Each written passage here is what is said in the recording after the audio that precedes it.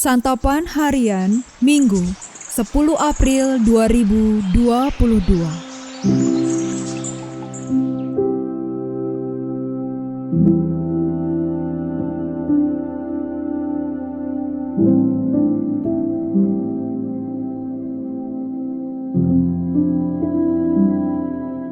Inilah program Santapan Harian, sebuah program yang mengajak Anda menelusuri isi Alkitab, agar Anda menemukan makna firman Tuhan sesuai dengan konteksnya. Santapan Harian tertuju bagi Anda yang ingin memiliki kehidupan rohani yang segar, kuat, dan sigap.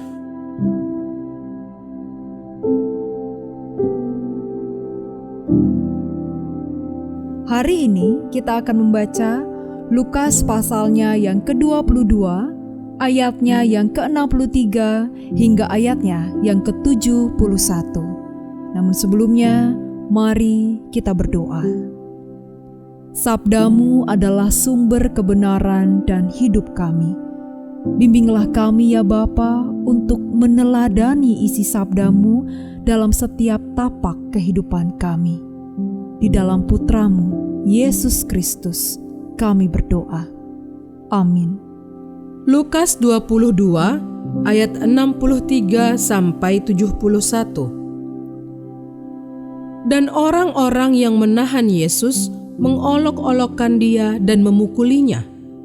Mereka menutupi mukanya dan bertanya, "Cobalah katakan siapakah yang memukul engkau?" Dan banyak lagi hujat yang diucapkan mereka kepadanya. Dan setelah hari siang, berkumpullah sidang para tua-tua bangsa Yahudi dan imam-imam kepala dan ahli-ahli Taurat. Lalu mereka menghadapkan dia ke mahkamah agama mereka. Katanya, "Jikalau engkau adalah Mesias, katakanlah kepada kami." Jawab Yesus, "Sekalipun aku mengatakannya kepada kamu, namun kamu tidak akan percaya. Dan sekalipun aku bertanya sesuatu kepada kamu, namun kamu tidak akan menjawab. Mulai sekarang, Anak Manusia sudah duduk di sebelah kanan Allah yang Maha Kuasa." Kata mereka semua, "Kalau begitu, engkau ini anak Allah." Jawab Yesus, "Kamu sendiri mengatakan bahwa akulah anak Allah." Lalu kata mereka, "Untuk apa kita perlu kesaksian lagi? Kita ini telah mendengarnya dari mulutnya sendiri."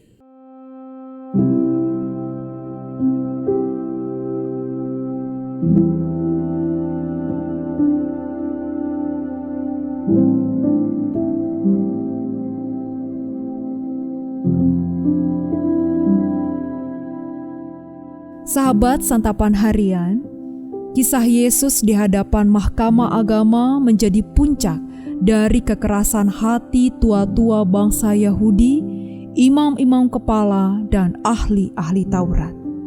Mereka bersikeras tidak mau menerima dan mengaku Yesus sebagai Mesias. Mereka menganggap Kristus hanya anak Yusuf si tukang kayu yang merusak kepopuleran mereka. Mereka sama sekali tidak mau mendengar kritik dan teguran dari Kristus. Kekerasan hati itu terjadi karena adanya sumbatan-sumbatan yang membuat pikiran dan hati mereka tertutup. Mereka tidak bisa mengalami pembaruan oleh karya penyelamatan Allah. Apa yang mereka alami bisa terjadi dalam hidup kita. Sumbatan-sumbatan itu bisa muncul dalam wujud bermacam-macam. Misalnya, jabatan dan kedudukan bisa membuat kita memandang rendah orang lain. Rasa iri atas popularitas orang lain juga bisa menjadikan kita tidak mau belajar dari orang itu. Bahkan bisa jadi membuat kita melakukan tindakan tidak terpuji, seperti kejahatan. Gengsi pun bisa menjadi sumbatan bagi kita untuk mengakui dan menerima anugerah Tuhan melalui hal-hal yang sederhana. Hari ini, kita diajak untuk merenung dan merefleksikan sumbatan apa saja yang ada dalam diri kita yang bisa menghalangi anugerah Allah bekerja dalam diri kita. Mari kita memohon kasih dan pertolongan Tuhan agar semua sumbatan itu bisa terlepas dari diri kita, sehingga kita dapat berpikir positif atas segala hal yang terjadi dalam hidup. Mari kita belajar dari Jerry, seorang manajer restoran di Amerika. Dia selalu ada dalam semangat yang baik dan mempunyai hal positif untuk dikatakan. Ia berkata, "Tiap pagi aku bangun dan berkata kepada diriku, aku punya 2 pilihan hari ini. Aku dapat memilih untuk berada dalam suasana yang baik atau berada dalam suasana yang jelek. Aku selalu memilih suasana yang baik.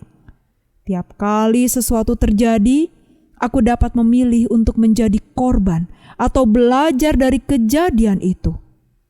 Aku selalu memilih untuk belajar dari hal itu." Hidup adalah sebuah pilihan. Memilih untuk berada dalam keadaan yang baik ataupun buruk. Mari kita pilih yang baik seperti kehendaknya.